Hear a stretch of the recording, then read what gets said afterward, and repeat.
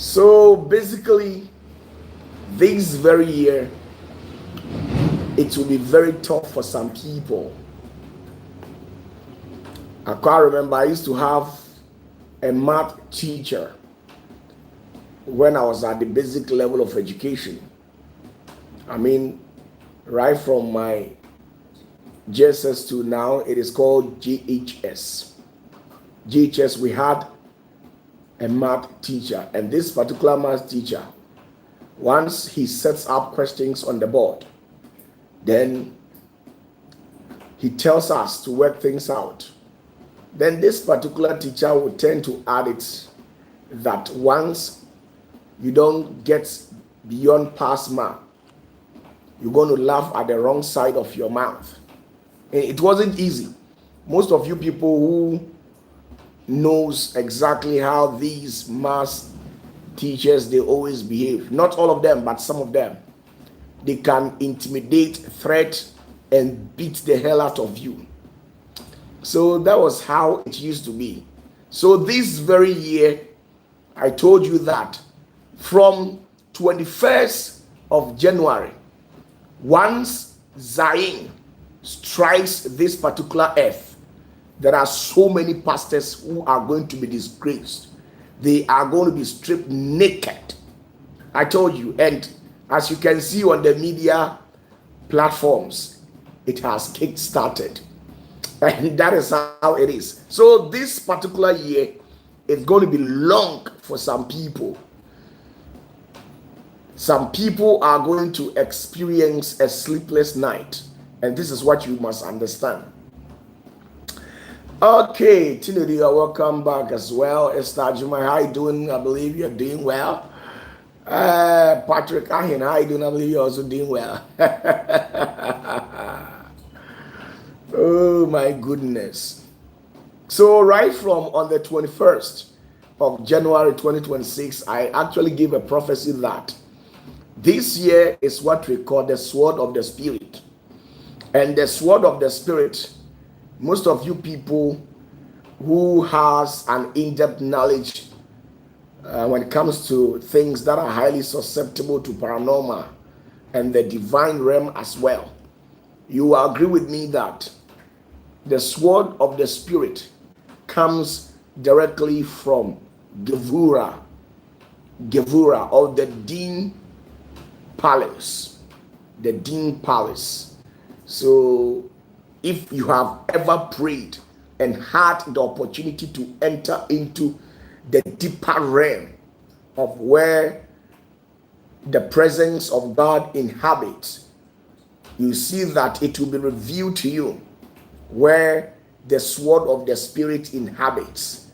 It inhabits within the realm of Gevura or the Dean.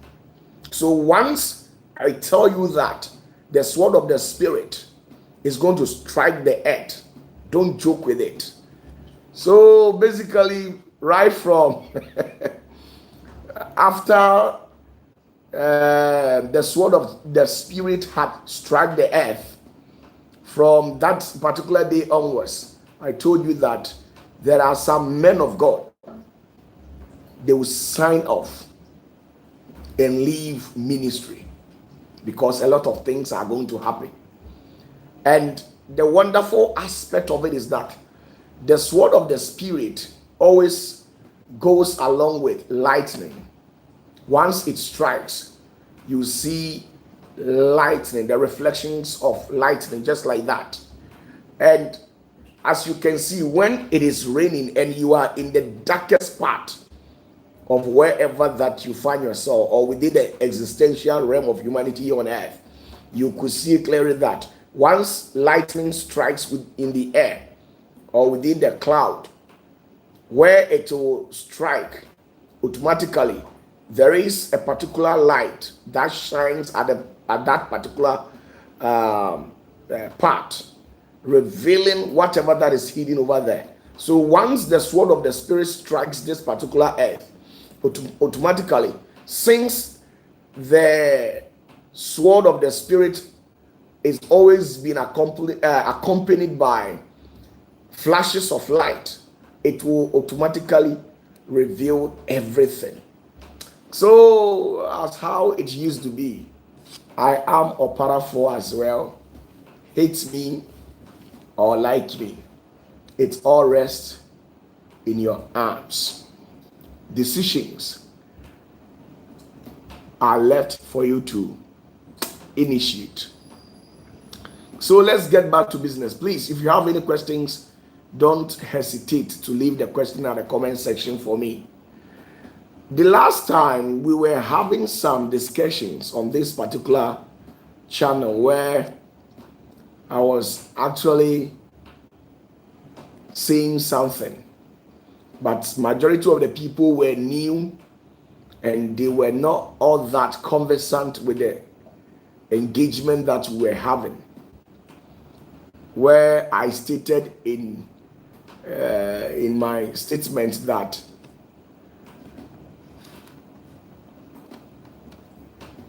there are people who have been wielded with power to an extent where even when the heavenly realm takes counsel, they have that power to overturn things. So that is the whole issue.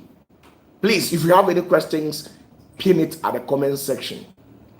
I'm here to teach you one or two things for you to know something. You know, when it comes to Opatafuor, it's all about mysteries and secrecy.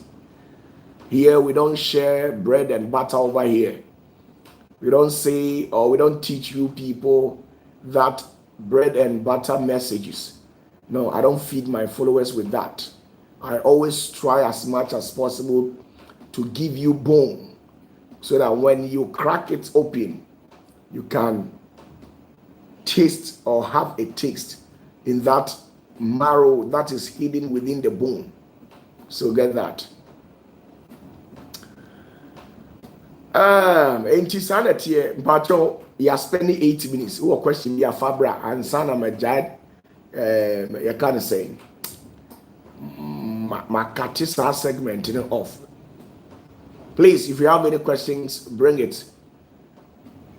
Once I cut this particular segment off, you wouldn't have the opportunity to ask any question again. So please do justice to that. Now, so this year, basically, it's going to be long for some people. But as far as I'm concerned, this year, it's going to be blessings upon blessings for my followers. This is a year that I have taken to myself that there are some people who have been truthful to my ministry, and I'll make them millionaires. That is me. When it comes to Opatafuor, I can tell you, go and sleep. When you wake up the next morning, you are swimming in the pot of riches, and that is me. I don't brag. That is why I can choose to help you. I can choose not to help you. With that, you can't force me. And I told you at the early one of our engagements, I told you in one of our engagements that this year's blessing all has been seized and channeled to my headquarters. So when you become a friend of Opatafuor, or when I like you, when you follow me, when you become obedient to my voice, then I release the angel and tells the angel to bring you something, a good news, a good tiding. And you can't change it. You see, Elijah said to those people as at his time that I have locked the heavens. There is not going to be any rain 3.5 years until I speak, or else nothing. When Elijah made such statement, those novices and proselytes prophets as at then, they were very angry, and some were chastising, sabotaging him. Who are you? Are you the only prophet? How dare you to make such statement? And as a matter of fact, there were other prophets during the days of Elijah who precedes Elijah. So basically, they were into ministry before Elijah came. And imagine Elijah coming from nowhere to make such statement. How do you think those people will tend to react to it? Just imagine. Just use your mind. You were not there as at then, but use your brains to wrap around such situation. You understand what I'm trying to mean? But I don't care. You can sit at the comfort of your zone to see whatever that you want. But as far as I'm concerned, this year, I have seized the heavens and earth, all the blessings channeled to my headquarters, the pounds, the dollar, the euro, and I will only give to my daughters and my sons. That is it. Ontiasia Koshipo. Oh my goodness.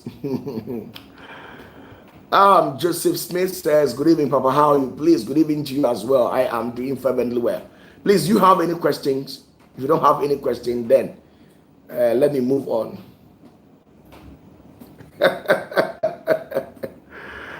Oh my goodness. Pounds, euros, dollars. It all rests within my palms. I can bless you. I can do whatever that I want.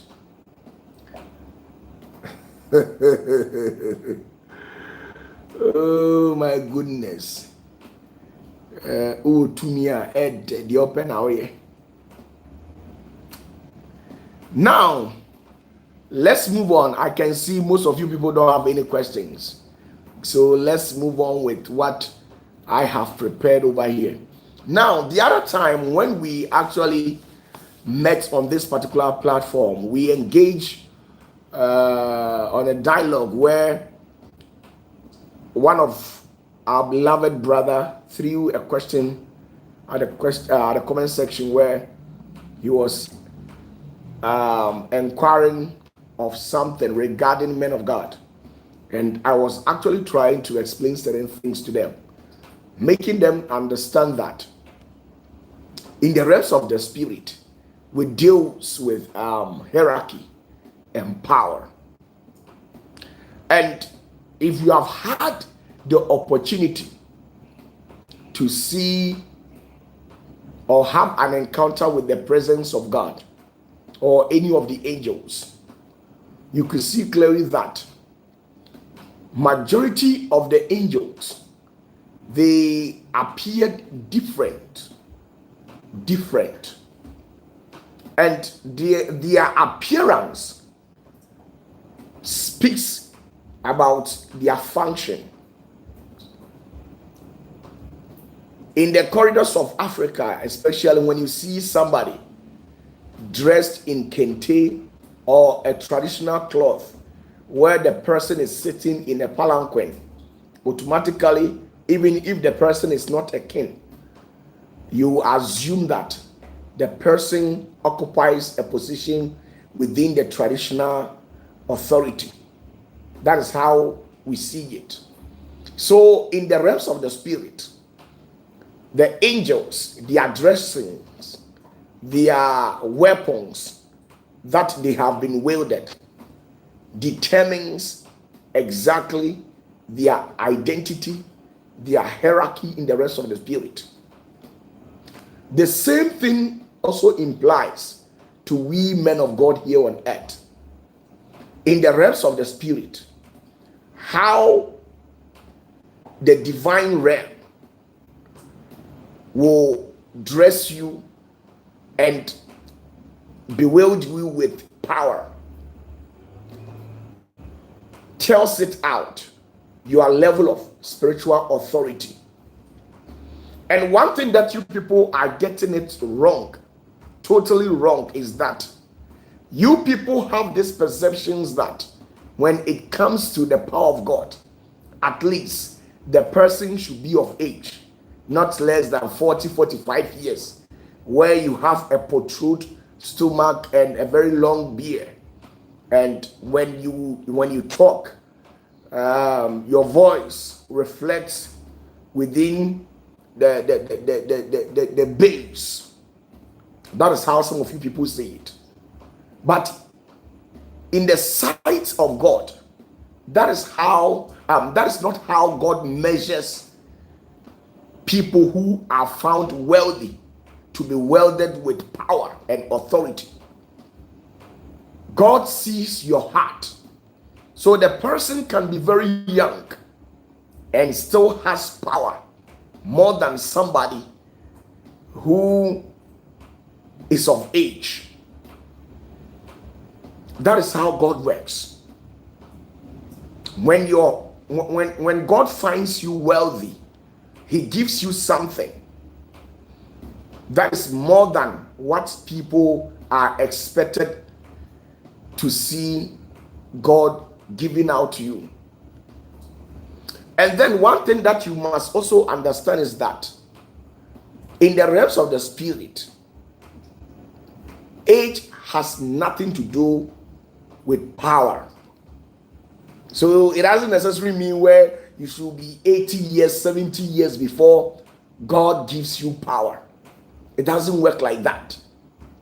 Once you find grace in the sight of God, and the Spirit of God deems it fit to bestow upon you the measure of the power of God, they will go ahead without hesitating to bestow upon you. And then when it comes to the measure of power and anointing, it has nothing to do with what we call experience. This is what is killing these old men in ministry. They think they have been in ministry for over 40 years, 50 years. So because of that, it gives them that merit to have that authority more than what you, the newbie, should possess. It doesn't work like that. Now, when you read the Bible clearly, there was a prophet who sat down right under his watch to allow people to corrupt the word of God and to divert people's attention from serving God in Bethel. So when God actually looked down into that hemisphere, he never found anybody who was wealthy. So he had to go to the next town and bestow an unimaginable power onto a young guy, where he instructed the young guy to go to Bethel and curse Bethel. But as I've always been telling you, that every anointing comes with an instruction. The other time I told you, when we met on this particular channel, I told you that the power of God comes with an instruction. And since the powers of God are not the same, they are of a different level. So based on the level that you find yourself and the kind of power that has been wielded to you will be determined the instructions that the Spirit of God will give it to you. So this young guy, when they gave him that power, they told him that when he enters into the city where Bethel is found, because of the agenda and what he is going to do at that place, he is not supposed to navigate the same path to which he navigated into the city. He is supposed to, if he used the north, he should use the west to exit the city. And two, he's not supposed to take anything, whether food or water, in the city of Bethel. He's not supposed to do anything of that sort. And you see, the saddest aspect of it is that the guy was a novice, a proselyte. This is what comes in. Sometimes when you are a novice and you are a prophet, I'm talking in respect of people who are newbies in the prophetic world.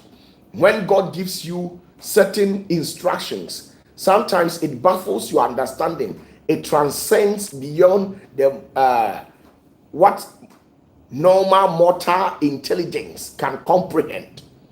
If you understand what I'm saying. So sometimes the reasons why you need people to further you in ministry is because when God decides to show you certain mysteries, sometimes you will need the help of a father, because they are the very ones who have gained experience in the same field that you find yourself. So based on the experiences that they have gained, they can use it to guide you in ministry. That is the only thing. But in as much that they are using their experiences to guide you in the field that you find yourself, it doesn't warrant them the merit to have power more than you. It doesn't work like that. Sometimes your spiritual father, the relationship between you and your spiritual father is like that of Jesus and then John the Baptist. It's like Jesus and John the Baptist, and that is it all. So, in this physical realm, if we are to take things, then we will take it like in the realms of the spirit. The spiritual father of Jesus was John the Baptist, because it was John the Baptist who got Jesus baptized and then lay his hand on him and pray for him. So the spiritual father of Jesus was John the Baptist. And for the fact that Jesus has once knelt in the presence of John the Baptist doesn't necessarily mean that John the Baptist has more anointing than Jesus. It doesn't work like that. But John the Baptist, in this physical realm, let's put the godly nature of Jesus aside and let's transcend to the physical realm as how nature demands. Once somebody had been in the field more than you so many years, it's necessary confirms it out that the person has much more experiences more than you. So that is how it works. So as I was actually explaining things to you people, you can be in ministry more than 10 years, more than 50 years, and still you lack certain things. Still, you can't operate on certain dimensions. If you understand what I'm saying. So sometimes you will need the help. And when you blatantly go out there to disrespect somebody who occupies a higher rank in the realms of the spirit more than you, and the person does not show you mercy, and the person decides to stand on the authority or his power to punish you, God will allow that to happen. So get that. In the realms of the spirit, which deals with power and authority. That is how things actually work. So, in the realms of the spirit, the angels that we're talking about, they are being prepared in a special way. Some of the angels are prepared in a special way more than the others. So, there are some angels who carries crowns on their heads, and by the virtue of the crown that they wear on their heads determines the hierarchy or the spiritual authority that has been wielded to that particular angel. And within the celestial dimensions where that particular angel functions also explains much more about that particular luminous being, his level of authority in the realms of the spirit. So some of the angels, when you meet them, you see them carrying a crown. And remind yourself that not all the angels who has crowns has the same crown. The crown that majority of the angels they carry on their heads, some of them were forged in a different way with different colors. The color that they were also explains much about them. And when you are stationed in Shamayim, the Shamayim is what you people called as Abraham Kukum. Baby, I'm a friend of Abraham Kukum. Say Obofuo bi wo ho. If there is an angel over there. And the angels in that Shamayim's dimension, when they are fortunate to have an encounter with an angel beyond the Shamayim level, they are supposed to prostrate their face down. By doing that, it shows you are giving reference and honor to that. And majority of these angels that are stationed in these Shamayim dimensions, they carry what we call bow and arrow, spears, swords, but they are never permitted to put on crown, because they have not been able to migrate to the level of prince. They are not prince.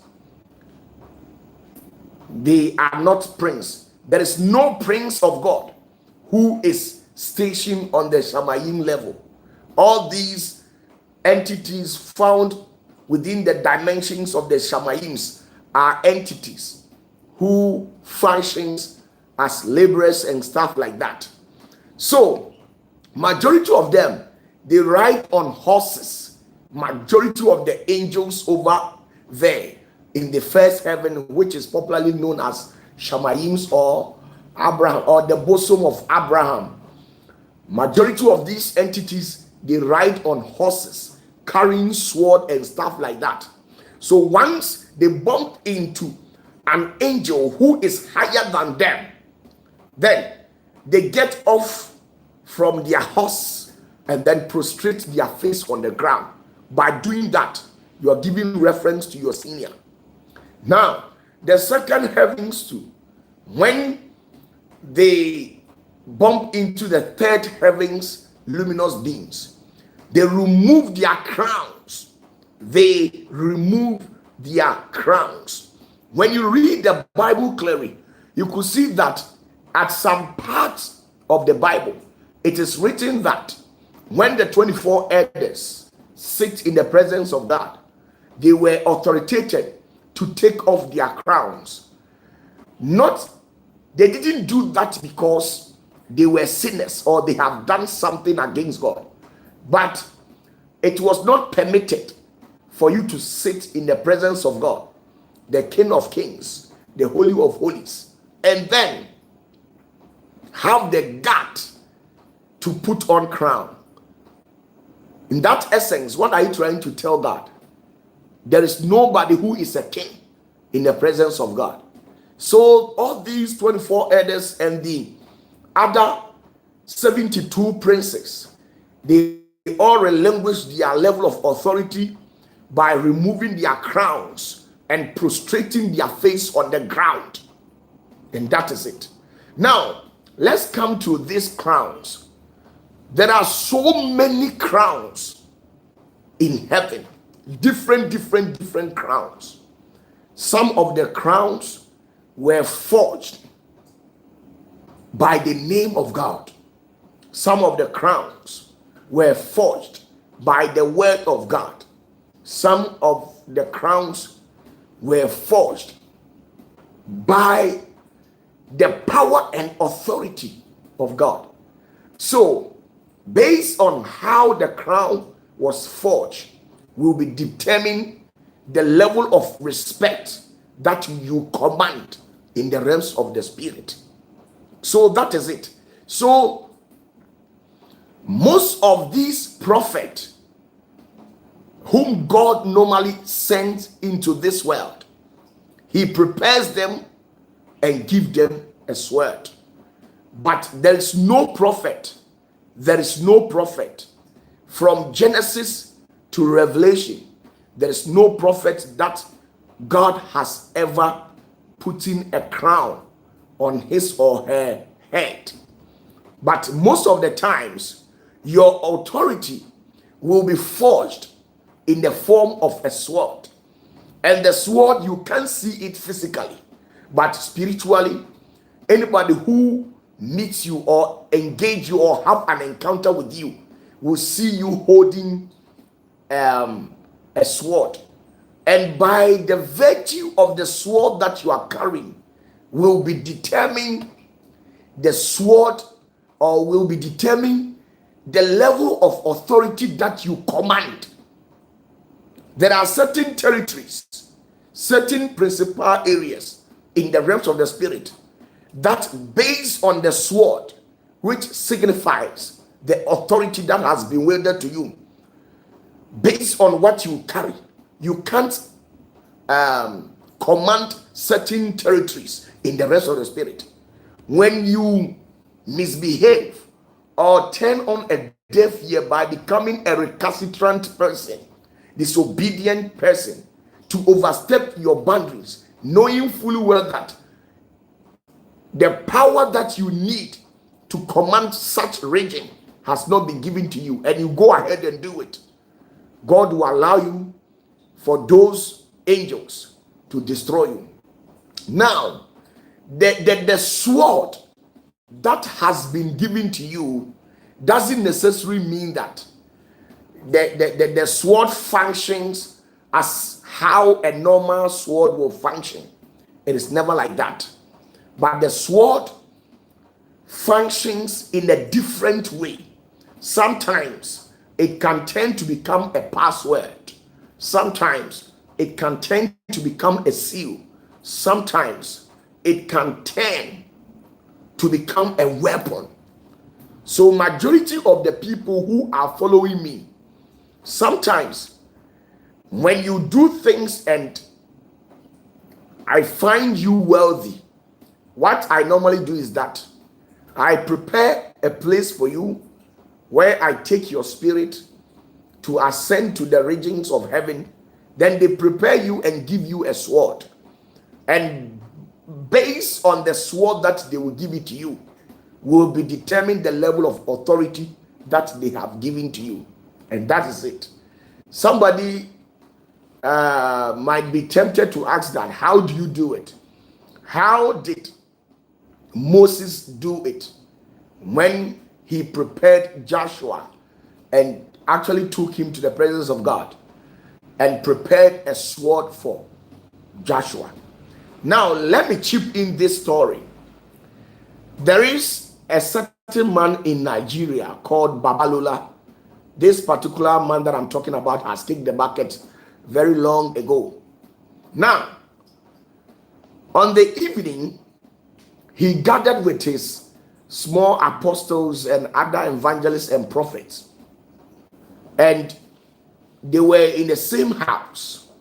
And Babalola decided to take something very quick because he was very hungry. So what happened was that after this man had eaten, he went into his chamber, and all of a sudden he breathed once, just like that.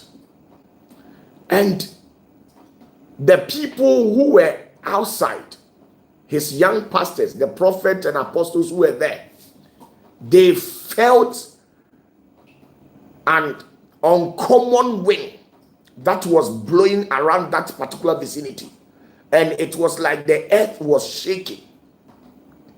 So they stood there for a time, each of them gazing onto themselves just like that, asking themselves questions, what was actually happening.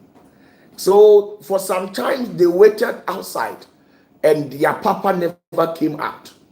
So they were tempted to go into the room and check things out. When they went, their father had kicked the bucket, and they couldn't believe it, because on that particular evening they were preparing to go and then held a crusade. So for their father to kick the bucket just like that, it was beyond them. It baffles them.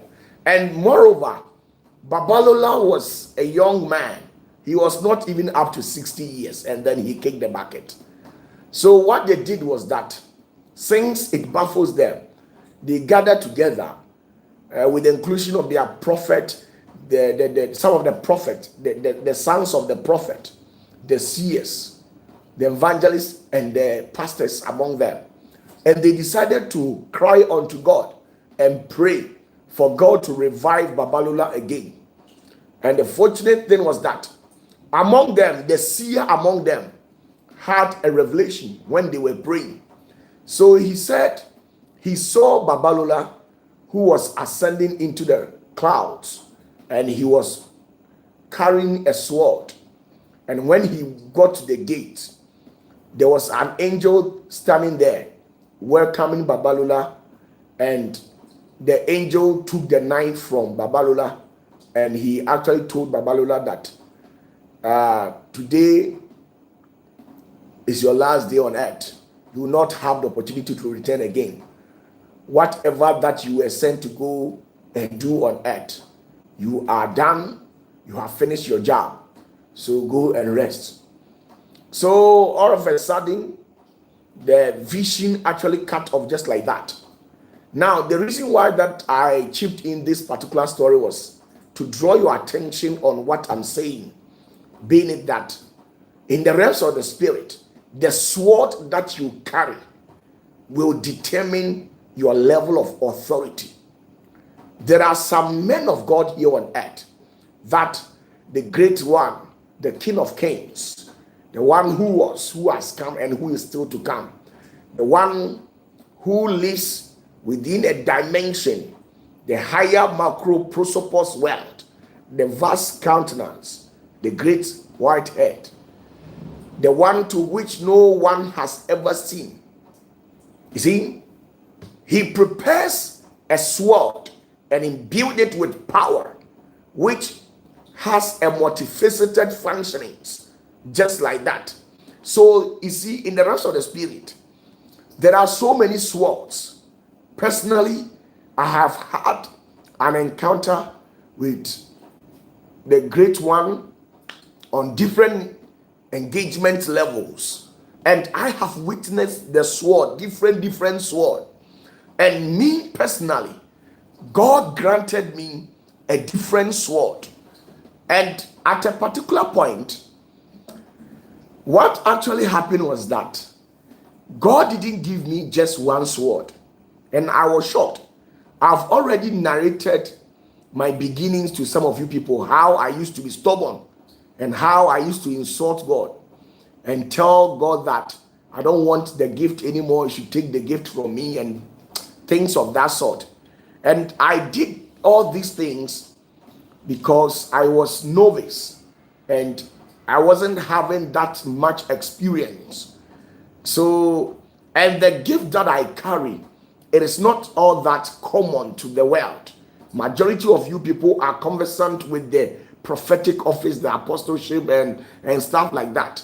But when it comes to the power that I carry, majority of people, you have never met a man of God of my type before. So sometimes you contemplate a lot. You sit yourself down and think a lot about me. Who is this guy? Why does he talk in that way? Why does he operate in that manner? So a lot. So you see, in the realms of the spirit, there are different swords. There are different swords. But me, I was fortunate. God gave me a sword that I used to fight. A sword. And the sword doesn't necessarily mean that I have a physical sword over there, like how some of these occultic pastors are going about carrying swords and stuff like that. No, that rubbish. That's not what I do. There is a spiritual sword that has been wielded to me, and I use that sword to fight principalities, powers, higher dimensional authorities. And then there is another sword that the great Yahweh gave it to me, and it's very short with the head of a goat. And this particular sword, I only use it as a seal and a password to fight for the elect. I don't use this sword to fight principalities. No. I use the other sword that is very big. in fighting principalities and powers of darkness. But with the issues of this short sword that I'm talking about, it's a form of energy or power that has been wielded to me, and I use that sword to fight for people that has God in their heart, that has Jesus in their heart, that finds themselves in troubles and tribulations and stuff like that. People who has been shattered by the powers of darkness. That is the sword that I carry. And there is another sword, the third sword that God gave it to me. That particular sword, it was prepared on in a three-dimensional order. The first one, the sword was forged in 40 days in the dim world, and there are instructions attached to this particular sword. Now, this particular sword or authority or power was forged within the Gevura, which is the dim world. And somebody will ask that, what is this Gevura that you have been talking about? The Gevura is the left hands of God, and it is the judgment of God, a severe judgment, and not just ordinary judgment, but a highest form of righteousness, where when any little filth gets into contact with it, it will consume it. So get that. Somebody will ask, are you righteous? No, I'm not righteous. But within the world, there are secrets, right? That's the only thing that I can tell you. So this particular sword, which was forged 40 days in Gevura within the dim world, now on another 86 days, it was forged in Qatar. The Qatar is the crown that when God sits down, they normally place on his head. Now, after that, it was brought down to forged in the sapphire stone. The sapphire stone is the stone that God sits on. Very nice and beautiful, full of power and energy. And somebody will ask, so this particular sword that God gave it to you, what is the purpose of it? This particular sword or power was given to me so that no entity who operates within the cosmic level, within human level, or anywhere can torment, torture, or destroy me. So it has been given to me so that if a demon, a principality, or a primordial god sees it, that particular entity will show reference to me and understand that once the person tempers with me, you are doing that at your own peril. The reason why that I keep on saying that, there is no pastor in this world that if I want to punish, I can't punish you. Most of the times you have heard me saying some of these things, and you're kind of wondering on what grounds am I basing my argument to say things like that? Now, because of this particular sword, it is not an ordinary sword, just like that.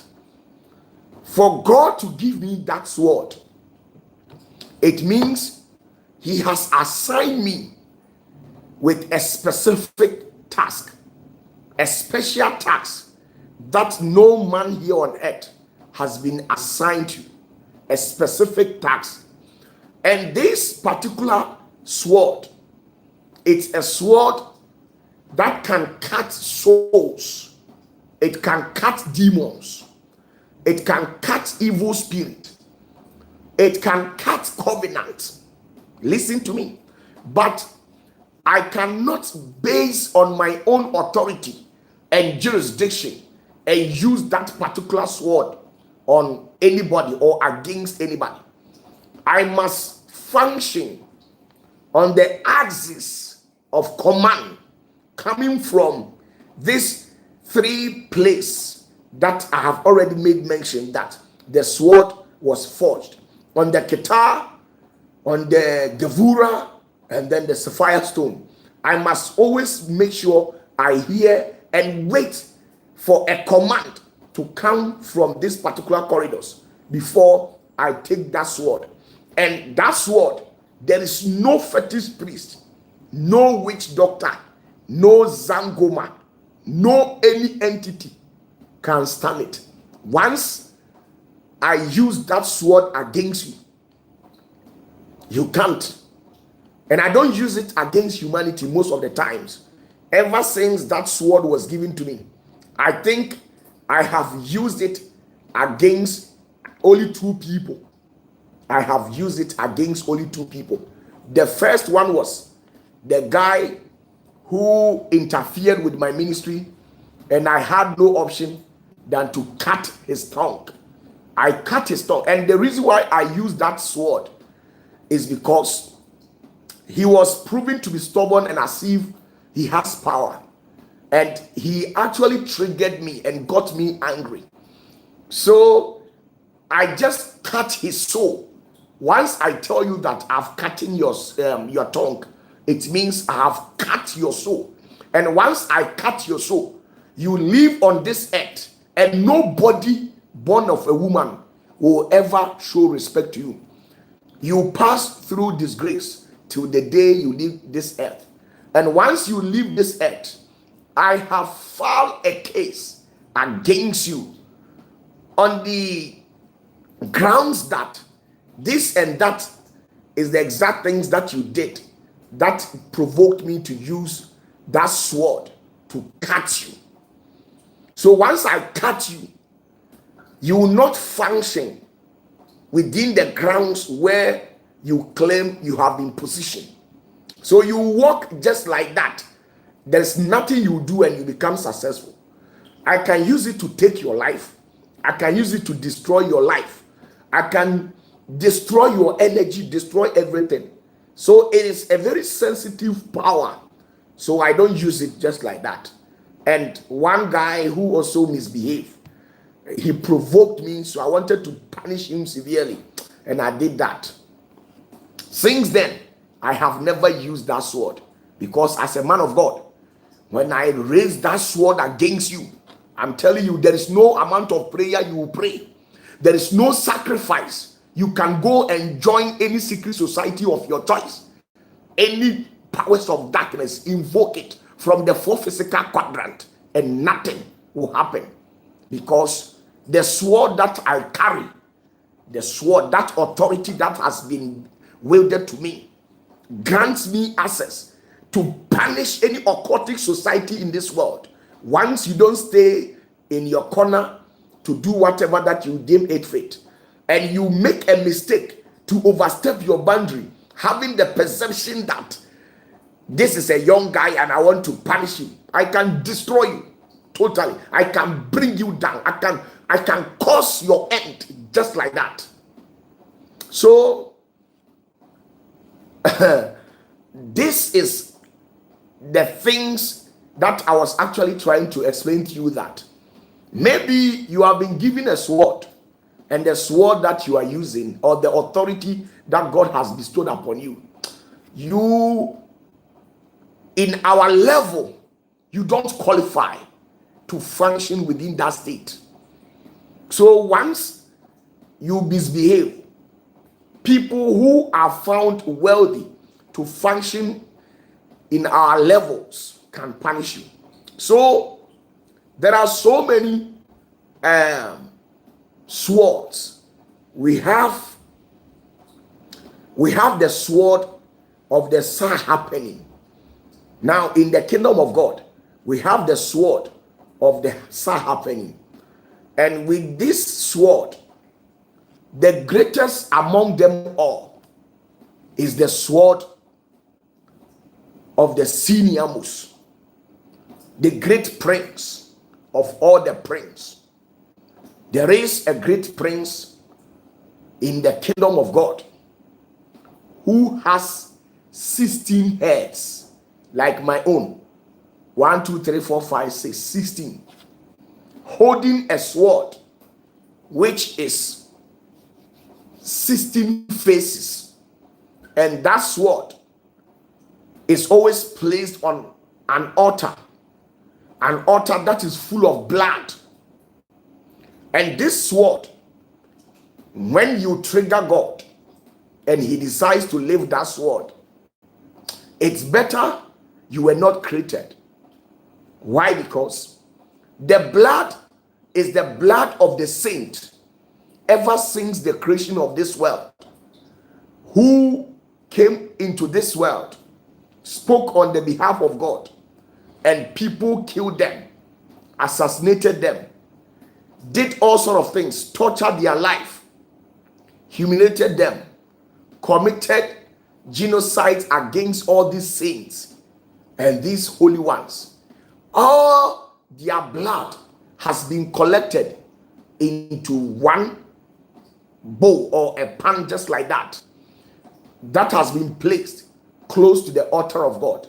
And this sword has been placed in that particular bowl, which is in the form of gold, and the blood is in it. All the saints or anybody who is found wealthy, who is a saint or an elect, and the world abuses you and take your life in a painful way, once you kick the bucket, your blood, there is an angel who has been assigned to take your blood and add it to the other blood that has been placed close to the altar, where the great sword, the sword that is like never before, has been placed.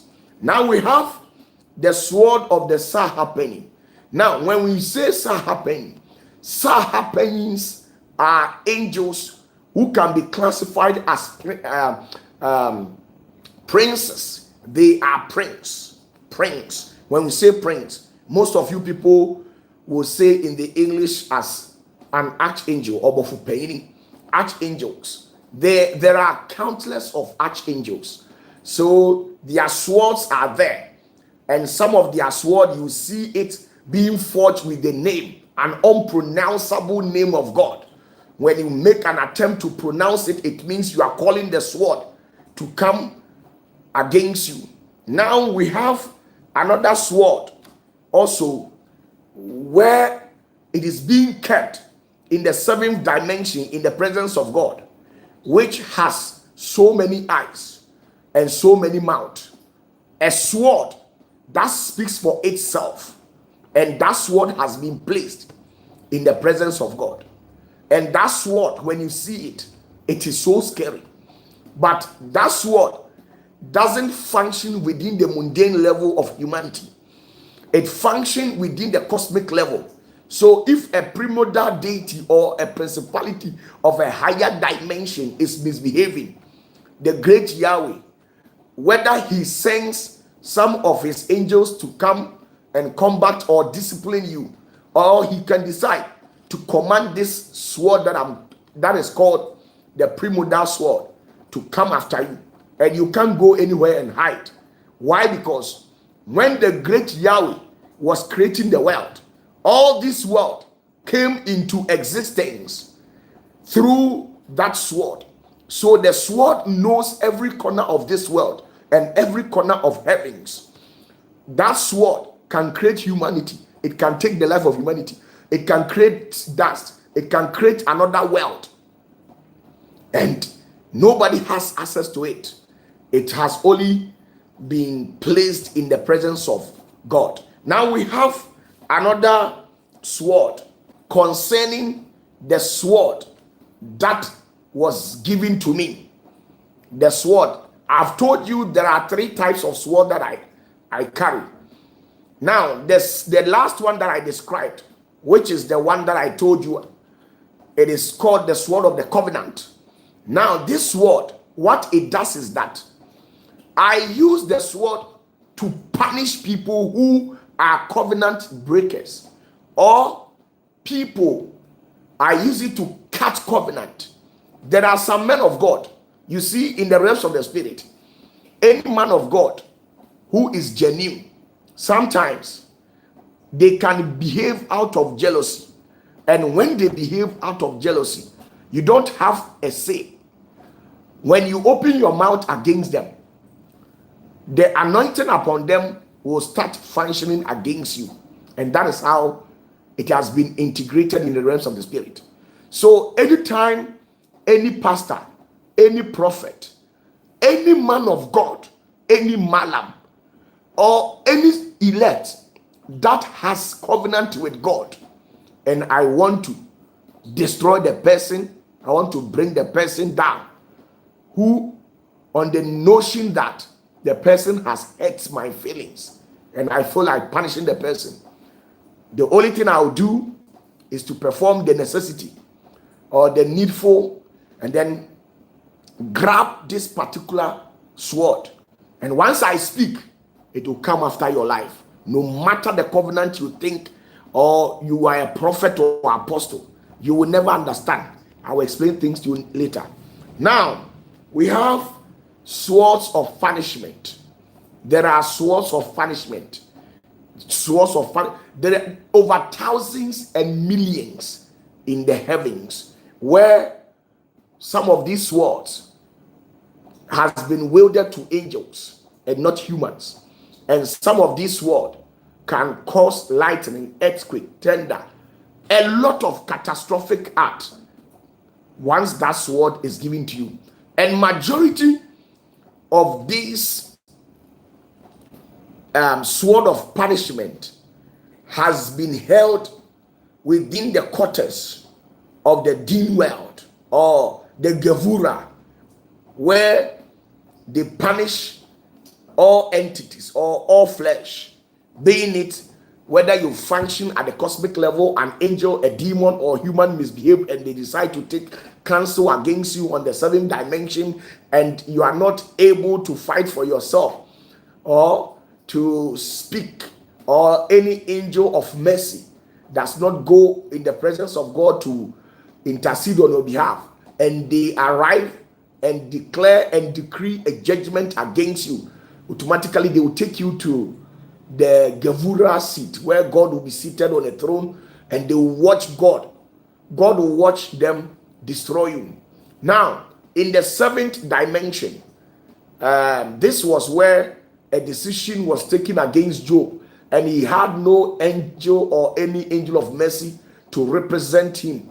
So a decree and a judgment was passed against Job, where it favored the devil, according to Job chapter 1 verse 6 downwards, and Job chapter 2 verse 1 downwards, where it favored the devil, for the devil to come and put asunder all what Job has labored for years. So you see, things like that can happen. Okay, now there is, as I've said earlier, with this sword of judgment, sword of punishment, so many, some are in this form of spear, a dagger, like a lot. Think about it, like a metallic object, but it is power. Now there is another sword called the sword of the Messiah. When Jesus came on this earth, God in his own infinite wisdom took his time and consulted the Kadishins and the Irene. And these Kadishins and Irenes, I've told you that within the inner circle, they are 4, some are 8. And sometimes these entities, when God decides to favor someone, they can turn down the judgment that has been pronounced in favor of that particular soul. So what normally happens is that when Jesus was coming to this earth, they took their time to forge a sword for Jesus to be used here on earth. And the sword was forged in the 10 Sephiroth. The 10 Sephiroth are the 10 aspects of God, the eyes of God. So Jesus was the eyes of God, the head of God. Jesus was the head of God. That is why he said he is the head of all principalities. If you understand, when you read the Bible clearly, you could see that it is written in the Bible that Jesus is the head of all principalities. Now, Jesus is the left-hand side of God. He is the right-hand side of God. He is the left leg. He is the right leg. He is the stomach. Everything of God. That is why they forged that particular sword. Now, on this note, this particular sword can give life. When you are given this particular sword that was wielded to Jesus, it can give life. And once you are fortunate to be wielded with this kind of sword, it means when any primordial entity, including Leviathan, sees you, Leviathan will humble. That is why Peter woke up early at dawn and saw Jesus walking on the sea. And he said to Jesus that, can I join you? And Jesus said yes. And when Peter was walking on the sea, he nearly sank and Jesus shook his shoulder.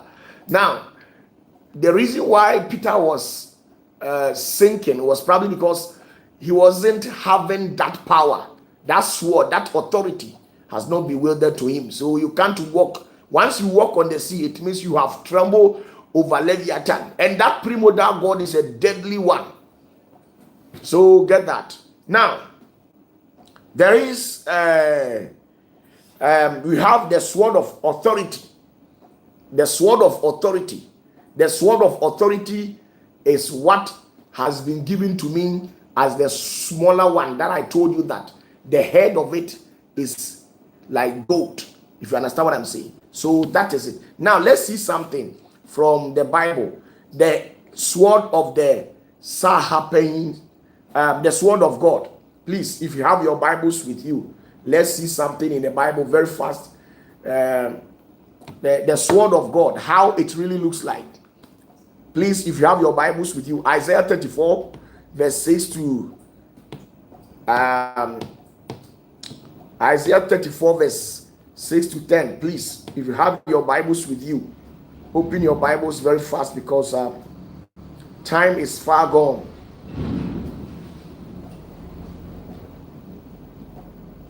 Isaiah 34, verse 6 to 10. I'm reading my own over here. Now, this is it. It says, the sword of the Lord is filled with blood. Listen, the sword of the Lord is filled with blood. What kind of blood are they talking about? I have told you that ever since creation, right from the time of Methuselah to Solomon, to Adam, to Seth, to all those people who have kicked the bucket. Christofoɔ ne agidifoɔ a ɔmo ho te ayɛko ɔmo nyina ɔmo gya nyina yɛasesa ne nyina ne yɛde akɔgu bom ɛna si nyame anim ɛna Nyankopɔn sekan a odidi ako a watena ase a ekura no ɔmo de asi saa bone. So get that. So it says the sword of the Lord is filled with blood. It is made fat with fatness, and with the blood of the lambs and goats, with the fat of the kidneys of rams.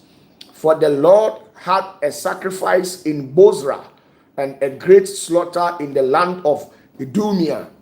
And the unicorns shall come down with them, and the bullocks with the bulls, and their lambs shall be soaked with blood, and their dust made fat with fatness. For it is the day of the Lord vengeance, and the year of recompense for the controversy of Zion. And the streams thereof shall be turned into pitch, and the dust thereof into brimstone, and the land thereof shall become burning pitch. So this is the sword that I was talking about. This particular sword has 16 heads. If you see that sword, it is so terrifying. It has 16 swords. The day I fasted 21 days, 21 days for God to grant me a vision of that sword. I was shocked when I woke up from my sleep. How I wish I didn't see that vision. The sword so big. The sword is bigger than 150-story building. The sword is bigger than the sword that God always holds. Is bigger than 150-story building. So big, and it has 16 heads. And a name is written on it, and that name it's not permitted for humans to pronounce. Once you pronounce, your soul will be completely annihilated, because once you pronounce that name, you are calling onto that sword, and that sword was forged out of a complete holiness and righteousness. So any little thing, if you are found guilty or a little filth is found in you, you will be completely blown out just like that, right? So that is the whole issue. Now there is another sword, Zechariah chapter 13 verse 7 to 9. Please, you can also cross check it, it's over there, and witness this particular sword that I'm talking about. Zechariah chapter 13 verse 9. Zechariah chapter 13 verse 7 to 9. Now it says, awake, O sword, against my shepherds, and against the man that is my fellow, said the Lord of hosts. Smite the shepherds, and the sheep shall be scattered, and I will turn my hand upon the little ones, and it shall come into pass. Yes, this particular sword, all the swords that I have talking about or spoken about, all came from the sword that has 16 heads. And the heads, some are like a bull, some are like cow, some are like a lion, some are like a leopard, some are like a tiger, some are like an eagle, some have the face of human, the head of the sword, 16 different types, symbolizing different authority that God has. So that is it. We have finished the sword of God. Now, this is another sword. The sword that I said, the primordial sword. The sword is found in Job chapter 38. The sword that God holds. And when he held that sword, it granted him authority and power, and he used it to create the world. And this sword, if the stars, the moon, or the sun is not functioning according to how God has stationed it, God will send this sword to go and strike that particular moon or star, and that particular moon will wake up and function according to how it was instructed or positioned or placed to function. So this sword that I'm talking about is called the primordial sword. It is a sword. I can't make mention of that particular sword name. It has a name, but when I mention it, it's either God takes my life or destroy the entire my entire generation. So I can't make mention of it. I know the name, but I can't say it to you. But what I can name it is the sword, or the primordial sword, or the sword of creation. All things came out of that particular sword, and that sword is placed before the sapphire stone, where the sapphire throne, where God normally sits. So Job chapter, please, if you have your Bibles, Job chapter 38. If you have your Bibles, Job chapter 38. Job chapter 38 verse 31. Job chapter 38 verse 31. Please. Job chapter 38 verse 31. If you have your Bibles, don't hesitate to cross-check this particular scripture that I'm talking about. Now, this is the sword that I'm talking about. Job chapter 38 verse 31. It says, canst thou bind the sweet influence of the Pleiades, or loose the bands of Orion? Canst thou bring forth Mazzaroth in the season, or canst thou guide Arcturus with his son? Now, some of the angel who is in charge of the stars, some of them are called the Pleiades. and some of them are called the Mazarot. Some of them are called Arcturus. So these particular entities or luminous beings are very potent. So God was telling Job that, is there anybody in this world or any entity who can bend these particular entities down? Because the secret thing about this is that Mazarot, Orion, and Pleiades, all these entities, they only respond to God. No entity can command them. Or the star happening, and there are 12 star happenings. One day I'll take my time and mention their names to you, so that, oh, I should stop. Okay, I've stopped. Now, verse 33 says, knowest thou the ordinance of heaven? Canst thou set the dominion thereof in the earth? So there are dominions, and the dominions are spiritual entities who are powerful than archangels. So because some of them can be classified as a primordial gods or spirit entities, you can't just stand right in front of them and misbehave just like that. It will take you a lot. You need a lot of energy. So the only one who can detain these primordial gods, and God has suspended this particular sword on their neck and has given instructions to the sword that anybody or any Pleiadian, any Mazarot, any Arcturus, any Orion, any powers, any dominion who misbehave, the sword should cut off and take the person from existence. And by the virtue of that decree, they always become obedient and function within their means. They don't overstep their boundary. And that is it. Now, he says, canst thou lift up the voice to the clouds, that abundance of waters may cover thee? Now, this particular sword, water, all the water in the world comes directly from this particular sword. So the sea, the ocean, all the waters in the world, it comes directly from this particular sword. We call it the sword of creation. And when you pray for God to show you, you'll be shocked how it actually looks like. Now, canst thou send lightning, and they may go and say unto thee, here we are.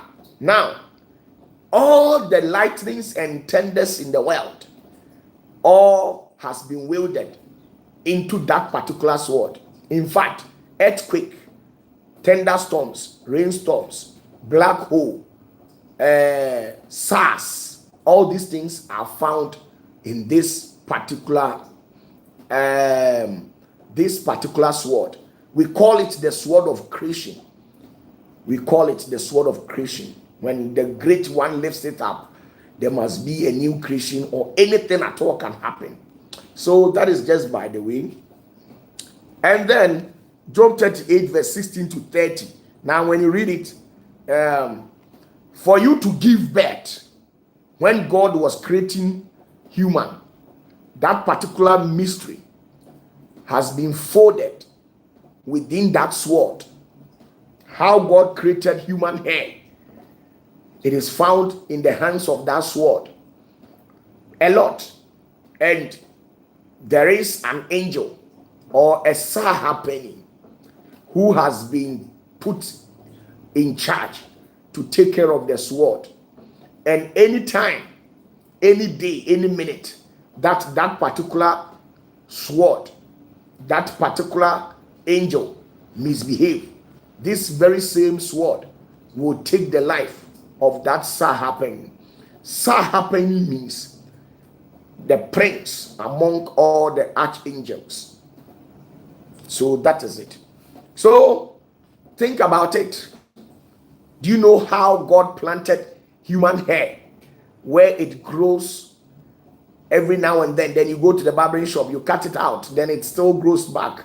Do you know how? you know how God placed nails? Do you know how it is? All of this comes from this particular sword. We call it the sword of creation. And that sword is being placed in the presence of God. Once any angel, any entity, any demon gets the opportunity to take that sword, it means you can go and create your own world. You don't need God's help again. So that sword is always found in the presence of God. Always, always. With the inclusion of 4 kings. You see, all the quarters of heaven, the entire cosmic world, God has stationed his entities to take charge of every dimension. So kings are needed to unlock certain dimensions, and he has given every dimension with its kings. But when you are fortunate and you are found wealthy in the sight of God, to be called into the secret chamber where the quadrishims and the iron always stand, you will see that there are 4 keys that is suspended on the right hand side of where the great one is seated. Now that key is a key that God can never give it to anybody. One of the key has a name, and I can't say the name, but in the English word, it is called the key of sustenance. Now, this sustenance, for humans to be sustained, for the world to sustain up to today, for the heavens to sustain, for the cosmic dimensional world, for all this celestial bureaucratic world to be sustained, it comes from that key, the key of sustenance. He doesn't give it to anybody. He doesn't give it to anybody. If God gives that keys to you, it means you don't need the sustenance of your creator anymore. So that king, God doesn't give it to anybody. And another 3 kings, if I like, I'll tell you. If I like, I'll not tell you. You can't force me. That one, the awesome. So that is it. That is it. You see, a lot of things. A lot of things. If I want to teach you, I will teach you. If I want to teach you, I will teach you. Now we have so many swords, and this is it. Last sword, Isaiah 27 verse 1. This is the sword that was given to Jesus. Isaiah 27 verse 1. This is Jesus' sword. And in fact, nobody has ever been wielded with this particular sword. Now, in that day, the Lord with his sword and a great and strong sword shall punish Leviathan, the piercing serpent, even Leviathan, that crooked serpent, and he shall slay the dragon that is in the sea. Now, this particular dragon or Leviathan that we are talking about is the primordial God. So, not any ordinary person, unless they give you that sword, and that is it all. Unless they give you that particular sword that I am actually talking about. So time is not on our side, so I can't continue again. Let me keep the rest of the sword. Now, at first I used to sit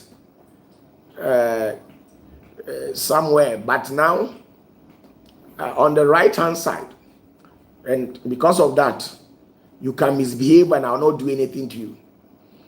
But now I have been sent to station on a Gavura seat.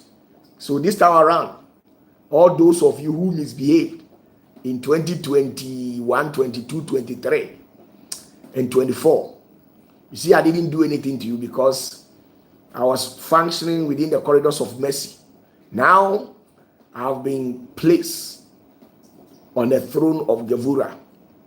So please, let's start again. Let's play the games again, and let's see what happens next. I'm Opatafuor. Good night. Ibeshia. onya da me am so me nya da onya da me am so me nya da o ntimi nya me hwe de na ba ye